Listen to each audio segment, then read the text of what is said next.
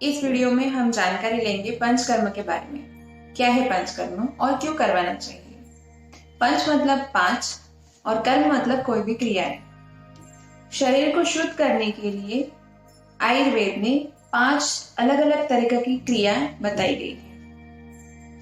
अगर आप बीमार हैं, कोई भी बीमारी आपको है या अगर आप बीमार नहीं भी है तो भी आप ये कर्म करवा सकते हैं। बहुत सारे लोगों को लगता है कि उन्होंने शिरोधारा करवाई है, मसाज करवाया है या कुछ भी किया है केरला जाके तो उन्होंने पंचकर्म करवा दिया। तो एक्चुअल में पंचकर्म ये नहीं है। पंचकर्म में कौन सा कर्म आता है? पहला आता है वमन, दूसरा आता है विरेचन, तीसरा है बस्ती, चौथा है नस्य और पांचवा है रक्त मोक्षण। आपकी प्रकृति के हिसाब से इनमें से कोई भी एक या 2 कर्म आप करवा सकते हैं। जरूरी नहीं है कि पांचों के पांचों कर्म आपको करने पड़े। आपकी प्रकृति के हिसाब से और ऋतु के हिसाब से भी पंचकर्म किया जाता है। जैसे वसंत ऋतु में वमन करवाया जाता है या बारिश के सीजन में वर्षा ऋतु में बस्ती करवाई जाती है या फिर शरद ऋतु में जो अक्टूबर हीट का महीना है तब नेचुरली बॉडी में पित्त बढ़ जाता है, तब आप विरेचन या रक्त मोक्षण करवा सकते हैं। तो ये हो गया सीजनल या ऋतु अनुसार पंचकर्म। अगर आपको कोई बीमारी है जो कफ से जुड़ी हुई है तो उसमें आप वमन करवा सकते हैं। वमन कफ से जुड़ी बीमारी मतलब अगर आपको अस्थमा है, बहुत पुरानी खांसी है, सर्दी है, मोटापा है, थायराइड, डायबिटीज जैसे कफ दोष से पैदा हुई सारी बीमारियों में वमन नाम का पंचकर्म करवाया जाता है। अगर आपको कोई भी पित्त की बीमारी है, पित्त से जुड़ी हुई जैसे हाइपर एसिडिटी, पेट में जलन होना या फिर खून खराब होना, जलन, सिर दर्द, ऐसे सारी बीमारियों में आप विरेचन करवा सकते हो। और वायु की सारी बीमारियों में जैसे जोड़ों का दर्द है और आमवात, गठिया, आर्थराइटिस या फिर पेट में बिगड़ाव होना, कॉन्स्टिपेशन, इन सारी बीमारियों में आप बस्ती नाम की ट्रीटमेंट करवा सकते हो। नस्य ये ट्रीटमेंट कोई भी करवा सकता है और वो बहुत ही आसान है, वो घर में भी किया जा सकता है। लेकिन सबसे ज्यादा वो कंधे के ऊपर का जो हिस्सा है अपना सिर, उसमें अगर कोई तकलीफ हो जैसे बालों का झड़ना, सफेद होना, आंखों में कोई भी प्रॉब्लम है या कान की कोई भी प्रॉब्लम है या फिर जिसको बहुत स्ट्रेस आता है, भूल जाना, याददाश्त कम होना, इन सारी चीजों में आप नस्य कर सकते हैं। और स्वस्थ वृत्त में भी हेल्दी रहने के लिए भी नस्य बताया गया है। और पांचवा जो कर्म है रक्त मोक्षण, वो किया जाता है खून की खराबी की वजह से जो सारी बीमारी होती है, जिसमें काफी सारा पिंपल्स या फिर कोई भी जख्म अगर जो ठीक नहीं हो रहा है बहुत दिनों से खून की खराबी की वजह से, या फिर कोई भी स्किन का प्रॉब्लम जैसे एक्जिमा बोलते हैं, दांत, ऐसे इन सारी खून खराब होने की वजह से जो बीमारियां हो जाती हैं उनमें रक्त मोक्षण किया जाता है। तो ये 5 कर्म है। ये 5 कर्मों से आपका शरीर शुद्ध हो जाता है। पंचकर्म क्यों करवाना चाहिए? पहले मैं बताती हूँ कि जो स्वस्थ व्यक्ति है उनको पंचकर्म क्यों करवाना चाहिए। अगर आप स्वस्थ है, आपको कुछ भी तकलीफ नहीं है तो भी आपको पंचकर्म करवाना चाहिए। जैसे अपनी गाड़ी है, 2 व्हीलर है, 4 व्हीलर है, उसको कोई भी प्रॉब्लम नहीं होता है तो भी हर 3 महीने में या 6 महीने में हम उसकी सर्विसिंग कराते हैं, उसका ऑयल चेंज कराते हैं, धोते हैं, अच्छे से रखते हैं ताकि वो लाइफ लॉन्ग अच्छे से चले, उसका ख्याल हम रखते हैं। तो ये तो हमारी बॉडी है। तो इसमें भी अपनी गलत खान पान की वजह से या ऋतु की वजह से कुछ ना कुछ विषैले पदार्थ, टॉक्सिन्स, पॉइजन्स जमा होते रहते हैं जो आगे चल के बीमारियों का कारण बन जाते हैं। और वो अलग अलग है आपकी प्रकृति के हिसाब से। अगर आपकी कफ प्रकृति है तो नेचुरली आपकी बॉडी में कफ जमा होने की टेंडेंसी ज्यादा है। अगर आप पित्त प्रकृति के हैं तो पित्त की बीमारी आपको होने की संभावना ज्यादा है।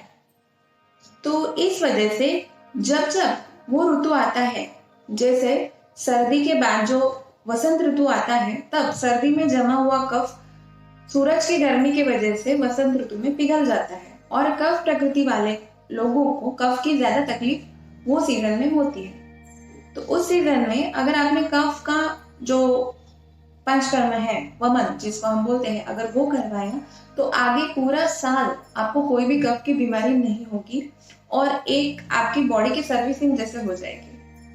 साफ सफाई हो जाएगी। अगर एक कोई कपड़ा है, समझो गंदा कपड़ा है और मैंने उसको पेंट किया, क्या वो अच्छा दिखेगा? नहीं, बिल्कुल भी नहीं। लेकिन अगर वो कपड़ा मैं अच्छे से धो के इस्त्री करके उस पर कोई भी पेंटिंग बनाती हूँ तो वो कितना अच्छा दिखेगा।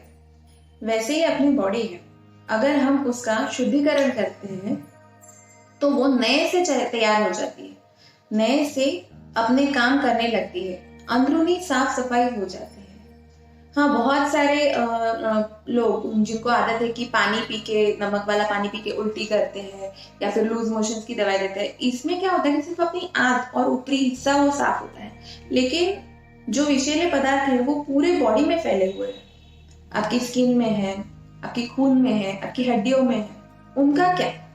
तो पहले उनको पेट में लाना जरूरी है। पेट में लाने के बाद दो ही मार्ग है जिनसे हम उनको बाहर निकाल सकते हैं। अगर मुंह के मार्ग से हम उनको बाहर निकालते हैं तो उसको वमन बोलते हैं, और अगर संडास की जगह से निकालते हैं तो उसको विरेचन बोलते हैं। तो ये दो पंचकर्म आप कभी भी करवा सकते हो आपकी प्रकृति के हिसाब से। और जैसे जिनको कोई भी तकलीफ है बहुत ज्यादा, जो बहुत दिन से बीमार है और भले ही वो आयुर्वेदिक ट्रीटमेंट नहीं ले रहे हैं, कोई अलग ट्रीटमेंट ले रहे हैं, एलोपैथिक ट्रीटमेंट ले रहे हैं, बहुत सालों से गोलियां खा रहे हैं, तो उनके बॉडी में भी एक तरह से बहुत ज्यादा दोषों की संचिति या फिर पॉइजनस मटेरियल जमा होने के कारण उनको वो ट्रीटमेंट में जल्दी से फर्क नहीं पड़ रहा है। तो हमें चाहिए कि उनको बाहर निकाल दें, फिर जाके अगर कोई भी आप ट्रीटमेंट लेते हो तो उसका असर दुगनी या तिगुनी तेजी से नजर आता है। तो इस मामले में भी पंचकर्म बहुत ही लाभदायी है। तो अगर आपको बहुत सालों से कोई भी जोड़ों का दर्द है, फिर बहुत सालों से आप एसिडिटी के लिए दवाई खा रहे हो, बहुत सालों से आप अस्थमा के लिए तक परेशान हो, तो एक बार पंचकर्म में से कोई भी अगर आप ट्रीटमेंट करवा लेते हो तो उसके बाद आपकी जो प्रॉब्लम है काफी हद तक कम हो जाती है। 70 to 80% तक वो कम हो जाती है। और उसके बाद आपकी ट्रीटमेंट का ड्यूरेशन, जो कालावधि है, वो भी कम हो जाता है। 2 से 3 महीने तक आप अच्छी तरह से महसूस करने लगते हो। दवाइयों के ऊपर का डिपेंडेंस आपका कम हो जाता है। अगर अस्थमा में आपको जो अटैक्स आते हैं उसकी फ्रीक्वेंसी या फिर उसकी मात्रा कम हो जाती है। समझो पहले आप हर दिन आप सो नहीं पा रहे हो, उठ रहे हो, रात को सो नहीं पा रहे हो, तो उसकी जो टेंडेंसी है वो बहुत कम हो जाती है। हफ्ते में एक बार या फिर महीने में एक बार तक आ जाते हैं कहीं कहीं एक वमन लेने के बाद। तो ये एक्सपीरियंस से मैं बोल रही हूँ कि पंचकर्म जैसी थेरेपी वो आपकी बॉडी को तो नया कर ही देती है, लेकिन कोई भी अगर बीमारी आपको है तो उसमें जल्दी से जल्दी आपको फर्क पड़ता है। और अगर आपको कोई भी तकलीफ नहीं है तो उसके बाद आप कोई टॉनिक शुरू करते हो आपकी प्रकृति के हिसाब से, जैसे च्यवनप्राश है या फिर अमृतप्राश है करके बहुत सारे रसायन या फिर हेल्दी टॉनिक्स बताए गए हैं आयुर्वेद में। वो आपकी प्रकृति के हिसाब से आप कोई भी आयुर्वेदिक डॉक्टर से कंसल्ट करके शुरू कर सकते हैं, तो जिससे आपकी ताकत बनी रहे, आपकी इम्यूनिटी बढ़े। तो मैं हर बार पेशेंट्स को यही बोलती हूँ कि बीमार पड़ने के बाद अगर आप डॉक्टर के पास जाते हो तो बहुत टाइम चला जाता है, उसमें टाइम भी जाता है, पैसा भी जाता है और आपकी बॉडी भी उतनी सफर करती है। तो उससे अच्छा आप पहले ही आपके डॉक्टर के पास जाए, आयुर्वेदिक फिजिशियन के पास जाए और जान ले कि आपकी प्रकृति क्या है, और उस हिसाब से आप पहले से ही कोई ना कोई एक कर्म करवा लें, ताकि पूरा साल आपका बहुत अच्छा जाए। और हर साल कुछ ना कुछ आपकी शरीर के लिए कीजिए। हम इस शरीर के साथ बहुत सारी चीजें करते हैं और बहुत सारी चीज हमें मिलती है दुनिया में, उसके लिए हम इतना तो कर ही सकते हैं और उसके लिए बहुत ज्यादा टाइम नहीं लगता है। एक 10 से 15 दिन आपको साल में देने हैं खुद के लिए, तो इतना तो आप कर ही सकते हैं। तो इस वीडियो में हमने जानकारी ली कि कौन से कर्म आता है। वमन, जिसमें उल्टी करवाने की दवाई देते हैं। विरेचन, जिसमें लूज मोशन या फिर जुलाब की दवाई देते हैं। बस्ती या इनेमा, और नस्य, नाक में दवाई डालना। और पांचवा जो आता है रक्त मोक्षण, खराब खून निकालना। ये सारे 5 कर्म हैं। आगे अलग अलग वीडियो में डिटेल में इन कर्मों के बारे में हम जानेंगे।